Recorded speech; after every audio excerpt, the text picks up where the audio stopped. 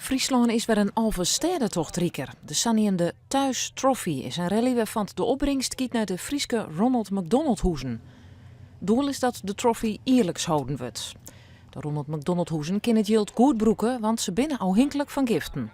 Als goede doelenorganisatie krijgen wij geen subsidies van de overheid.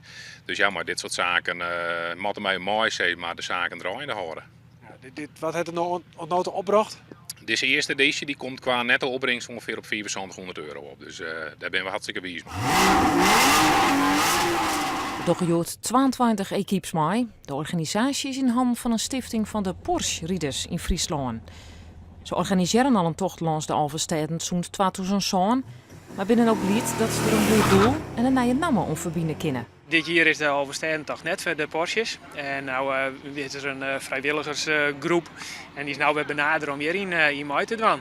Nou, voor het goede doel is dat natuurlijk altijd hartstikke mooi om je daarvoor in te zetten.